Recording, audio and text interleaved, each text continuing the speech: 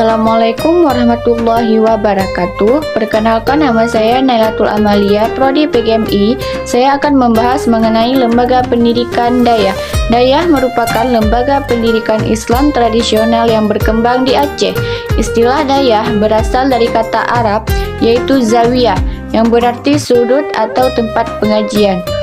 Dalam konteks Aceh, dayah memiliki makna sebagai tempat menimba ilmu agama Islam secara mendalam, di bawah bimbingan seorang tengku atau yang disebut dengan ulama atau guru agama. Dan juga dayah berperan penting dalam membentuk masyarakat Aceh yang religius dan berakhlak Islami.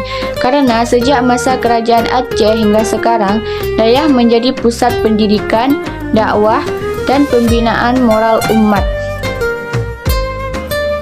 Selanjutnya, sejarah dan perkembangan dayah di Aceh. Dayah telah ada di Aceh sejak abad ke-16 Masehi, beriringan dengan masa kejayaan Kesultanan Aceh Darussalam. Pada masa itu, dayah menjadi pusat pengembangan ilmu pengetahuan agama dan tempat mencetak ulama besar seperti Syekh Abdul Rauf As-Singkili dan Hamzah Fansuri. Setelah masa kolonial dan kemerdekaan, dayah tetap bertahan meski mengalami berbagai perubahan.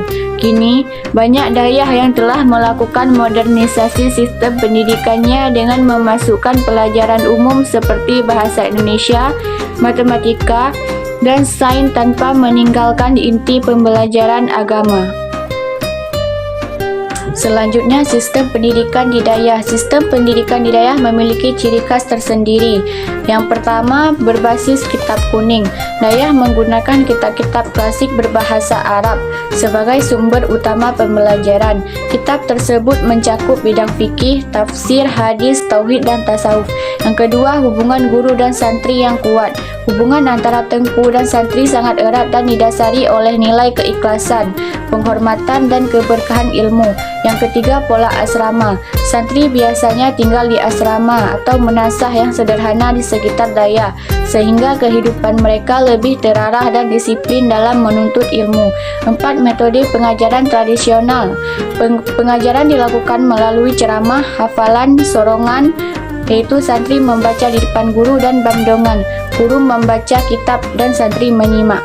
Kelima, pendidikan karakter dan akhlak. Selain pengetahuan agama, santri juga diajarkan nilai-nilai moral seperti kejujuran, kesederhanaan, tanggung jawab, dan disiplin.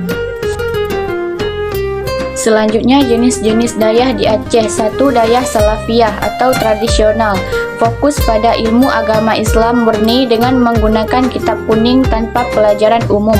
Yang kedua, dayah terpadu atau modern, menggabungkan kurikulum agama dengan pelajaran umum sesuai standar pendidikan nasional, sehingga lulusannya dapat melanjutkan ke perguruan tinggi. Selanjutnya, fungsi dan peran dayah. 1. Sebagai lembaga pendidikan Islam yang membentuk generasi berakhlak dan berilmu agama. 2. Sebagai lembaga dakwah dan sosial dalam masyarakat Aceh yang menjadi pusat pembinaan moral dan spiritual.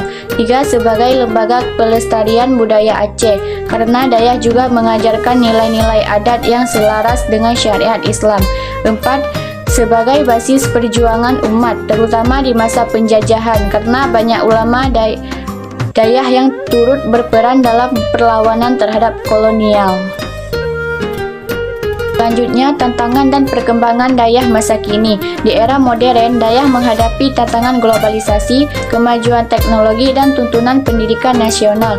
Oleh karena itu, banyak dayah kini melakukan inovasi dengan menyusun kurikulum terpadu antara ilmu agama dan umum, mengembangkan teknologi informasi dalam pembelajaran, menjalin kerjasama dengan pemerintah dan lembaga pendidikan tinggi. Selanjutnya, lembaga pendidikan dayah di Aceh. Yang pertama, Dayah Mudi Mesra Sambalanga, Biren, salah satu dayah tradisional terbesar dan tertua di Aceh yang fokus pada kajian kitab kuning. Yang kedua, Dayah Misbahul Ulum, Luk Semawe, dayah yang terkenal dengan santrinya yang tersebar hingga Timur Tengah, Cina, dan Eropa. Kesimpulannya adalah lembaga pendidikan dayah merupakan warisan budaya dan keagamaan khas Aceh yang berperan besar dalam membentuk masyarakat Islami. Meskipun berasal dari sistem pendidikan tradisional, Dayah memiliki kontribusi yang signifikan dalam membangun karakter, akhlak, dan pengetahuan agama masyarakat. Dengan adaptasi terhadap perkembangan zaman, Dayah kini mampu menjadi lembaga pendidikan Islam yang relevan, berdaya saing, dan tetap mempertahankan nilai-nilai keislaman yang menjadi ruhnya sejak masa lampau.